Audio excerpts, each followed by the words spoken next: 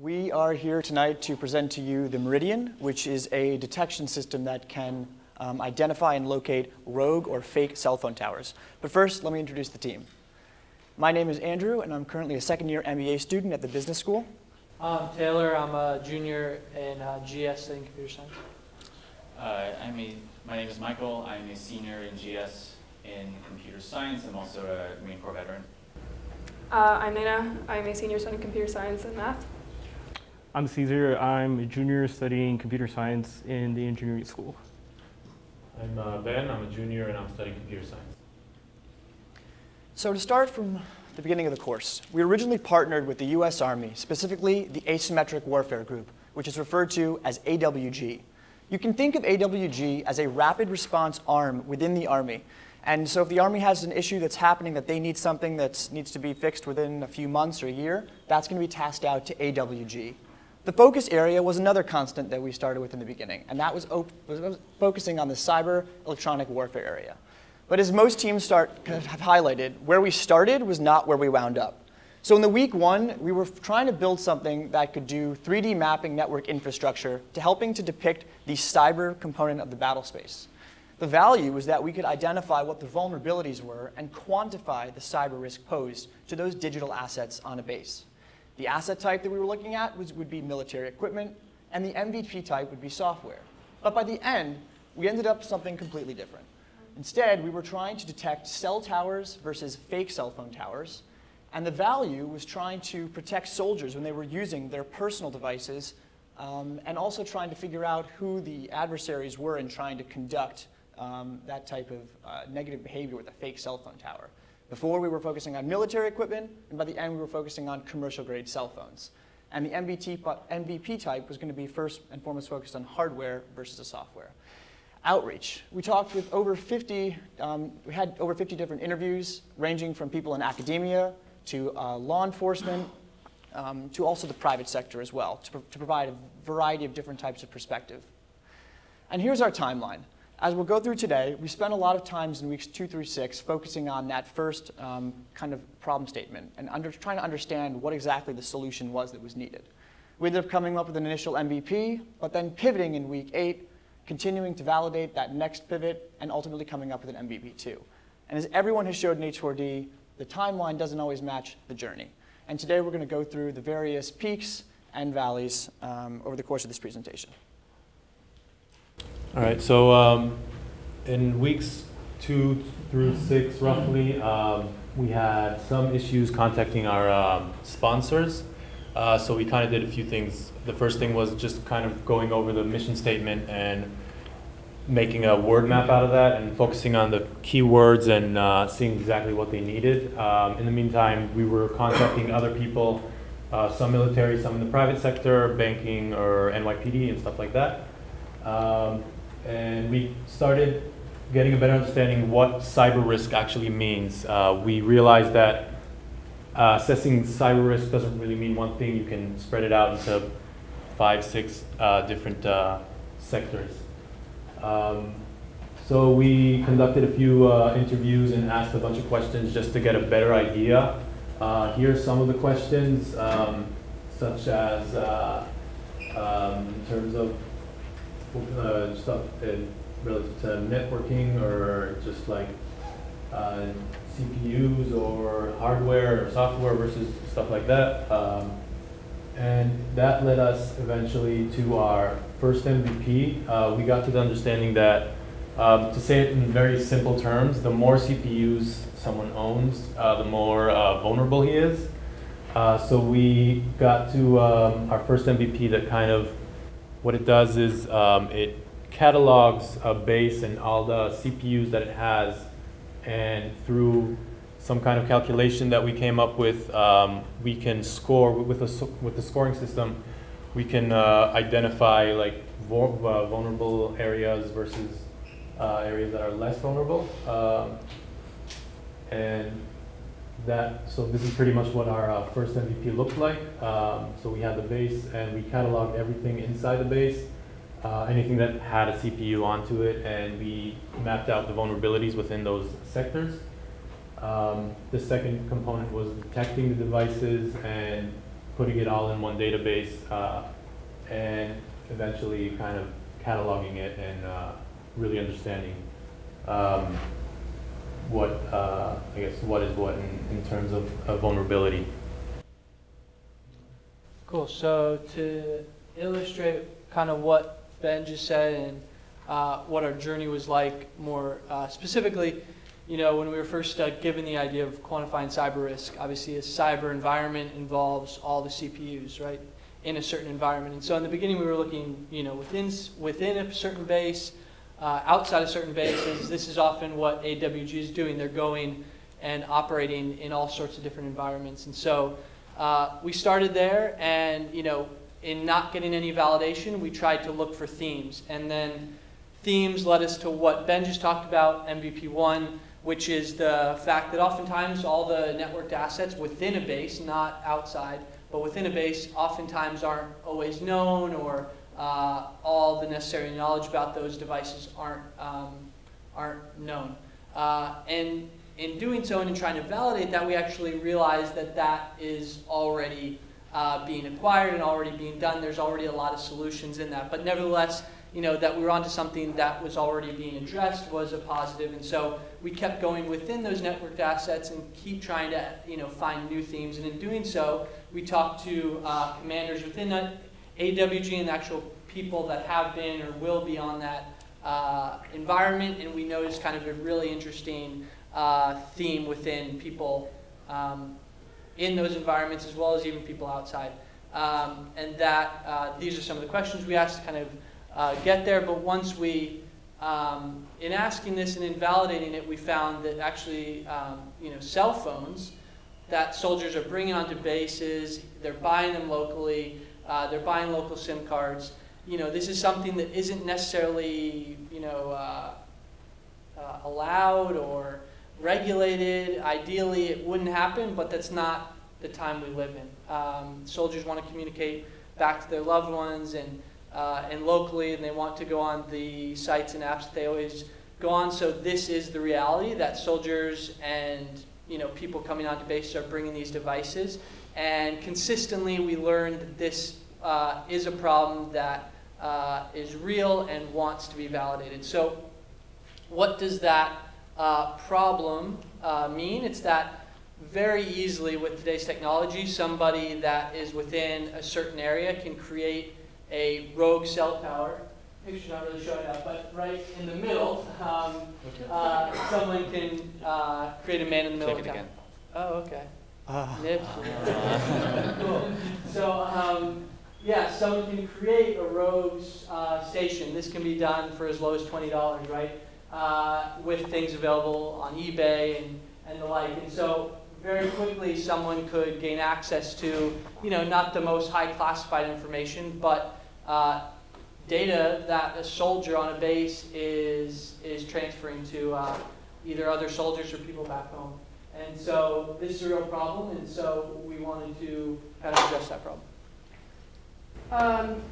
So, like Taylor just said, we didn't make up this problem. This actually is an issue, and it's an issue that's increasingly relevant because people have these devices that are more and more complicated, and the more level of complexity there is, there's actually more ways into the device and more issues to kind of foresee.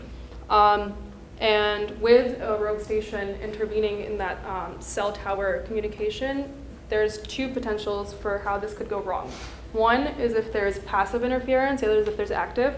Passive, for example, would be to sit on that network or sit in between the communication between the cell and the network and gather information about the phone without revealing your presence as an adversary or without doing anything to actually disrupt or interfere the communication. So one would be to access the phone's GPS and know where it is. Another would be to intercept communication that's otherwise supposed to go through to the cell tower out into the world, either through social media or to someone else's cell phone. There's also the potential for an active threat, which is to assert your presence by, for example, pushing intimidating messages onto a phone, maybe by blocking a phone's applications, installing some kind of ransomware. There's also the chance of actually just putting out threatening messages or sending This is one thing that we actually were told multiple times people are worried about in AWG, sending text messages that seem like they're valid or from some known sender. They're actually not, so it could be false directives, false information that basically disrupt whatever's happening on the base. So real world examples of exactly this kind of thing happening. This example and the next are both examples from Russian forces. This is an example of an active threat. There were drones used to mount rogue stations, and they basically intercepted cell networks and sent text messages containing threatening messages. Things like they're not much use to their children dead, or attempting to affect sentiment as well.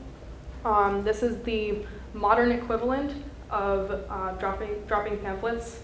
So this is digital propaganda. There's also passive threat from October 2017, where again, drone-mounted rogue stations were monitoring soldiers' cell phone usage in an attempt to gain information about the numbers and strength of the forces that were on the ground. This is information that you would not necessarily want in the hands of the enemy. And this is just a graphic to demonstrate exactly how easy this is and how relevant this is, and seemingly benign stuff like, for example, that photo on the bottom. One person's trying to post a photo of just a daily life scenario on Facebook, for example. It's just some guy sitting around playing chess. But if that's intercepted, let's say you don't want the adversary to know what your base looks like, that's a picture of the base. So you can imagine how by collecting a variety of photos like this, someone on the outside could get a pretty good picture of what it looks like on the inside if they wanted to mount an attack of some sort. You can also get information about not just one person, but a whole bunch of people. And then you could get run into issues where people on the outside know how many people on the inside, where they are, when they are in each of those locations. So this is another issue that we were told multiple times that people are worried about, because they're going to be bringing their cell phones over. They're not supposed to be doing it, but they're going to be doing it. And so how do we mitigate that risk? By identifying ahead of time what kinds of risks we're exposed to. Cool. So I guess at this point in us validating our MVP, a lot of the components within our mission model canvas started to become more cemented as we continue iterating. In terms of key partners, AWG continues to be our most important partner as we continue research and development and then championing our product in the real world. Since Meridian relies on a lot of information regarding signals communications, the S6 or the signals officer is a key partner as our boots on the ground person. In terms of commercial and dual use purposes, CGlass and ESD Overwatch, which are two MZ specific analysis tools, they can help us penetrate the law enforcement marketplace, and since a lot of the entities within law enforcement also face the same issues that our potential beneficiaries are facing. So in terms of actual value, what value propositions we bring to our beneficiaries, Meridian brings in three really important ones. First one is being able to have actionable intelligence, and this is specifically very important for battalion commanders. Secondly, it provides enhanced intel capabilities to intel officers, specifically with MZ catchers, and secondly, it improves safety and education for operations. Yeah. All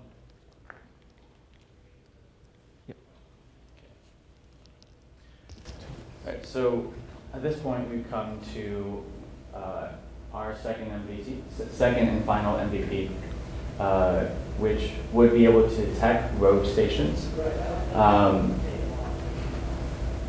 and be able to use trilateration instead of triangulation to determine the GPS location of that station. And here is the list of parts. Now I'd like to quickly go to the part in the middle that provides a way to communicate with the cell phone network, the GPRS shield. This particular model, it has a decent range. However, if you, especially for military bases, there are other models with higher range. Now, here is our video. The Meridian 2.0. Here, you can see the components for our rough cell tower detector. When fully assembled, it is light and easy to maneuver, which makes it highly mobile. Here, we can get a view of its work when it is static. It constantly scans its surroundings and returns data on cell towers it detects around it, rogue or real.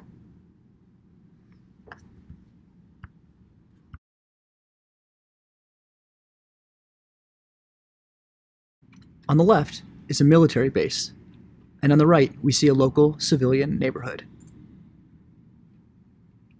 The blue dot represents the patrol moving through the neighborhood and using the Meridian device to locate cell towers. As it moves along the route, the cell towers light up, green if it is friendly, or red if it is rogue. The Meridian compares data on existing legitimate cell towers that are already known against what appears to be stations acting as new cell towers. The device intends to detect anomalies between the validated cell towers and the fake simulated base stations. Obviously, that was a professional level animation. So what we would do is have a few devices around the military base, and if there's any, if we believe that there is an IMSI catcher or a rogue cell phone station outside of the base, we would give our device to a patrol, and as they go out, it's picking up GPS data and signal strength along the way. When we get it back, we would plug in some algorithms to use trilateration and to pinpoint the exact location. From there, a commander can determine what to do, whether or not to tell everyone on the base stop using cell phones, and also to remove the rogue station. When to is. So just to quickly run through when to use, this could be used pre-deployment, during deployment, or as Michael was just defining, during patrol, which is what we outlined. The pre-deployment is before soldiers having moved in. They've got the fact this device could be highly mobile and easy to take around, someone could go downrange in order to do a quick scan before soldiers come in to see if there's anything. But then when during deployment, when soldiers are on the base, you can also place them in fixed static locations around the base, but then also take them on patrol. In terms of where we see this kind of being used right now, Eastern Europe, as we identified with the examples of Russia and the Baltic states, South America, as well as Asia. In terms of forward activity, we did pivot rather late, and we've been working on this really over the past 3.5 weeks. So in terms of furthering going on off of our prototype, we would still have to finalize that before going on to partner with AWG and doing further testing. And also in thinking about the deployment flowchart, we'd really have to finalize more of the development and testing before moving on to beta and production. And with that, I'm going to leave it to Nena to talk about lessons learned. So we pivoted late. Why did we pivot so late? Well, because we spent so much time trying to figure out what the first MVP was, so the second one happened even later. Why did we pivot? We pivoted because we came up with this great idea, and AWG and the Army said, that's so great, we've already found someone to do it for you. So we abandoned that idea not because it was unviable, but because it was so great that someone beat us to it. But learned a couple things along the way. It also took us so long to pivot because it took us so long to get hold of the people who wrote the problem and figure out what does it mean. Well, it didn't take long because people were unwilling to help us. It's because you say the word cyber risk and like 15 different things light up as being relevant and important. And the reality is that they're all relevant and they're all important, but it's part of our learning process was being able to tell different people who said, I'm a beneficiary and you can help me in this way, not dealing with that. Because otherwise, we were running into the problem where we were trying to develop an MVP to satisfy 10 different beneficiaries, all with very different needs and all very different understandings of how the product could benefit them. Even when we moved to our second MVP, this was still very relevant. Also, an interesting thing about AWG that we learned as we went was that it's a very uniquely positioned organization. They're developing solutions to problems they don't even necessarily understand themselves. They're working very closely with the Army, and the Army is scoping out problems in advance of them actually happening. They're trying to anticipate and get ahead of the technology, ahead of the environments that they're moving into. But the reality is that when AWG said, here's a problem, We said, cool, what does it mean? And they said, we don't know, you gotta go ask the Army. So we went and did that, and the Army said, well, here's what we meant. And AWG said, well, we thought they meant this. So lots of communication issues, but this is not because people were being unhelpful, it's because of the way AWG operates, which was really interesting for us. It gave us an opportunity to connect with both AWG and the Army and a variety of other people who helped us understand how exactly people might want their solution framed, depending on how there's many different ways that the problem could be interpreted. Yeah, so that's about it from us. Thank you. Thanks to everyone, all the professors and teaching staff, our mentors and sponsors, and yeah, that's about it for us. Thank you.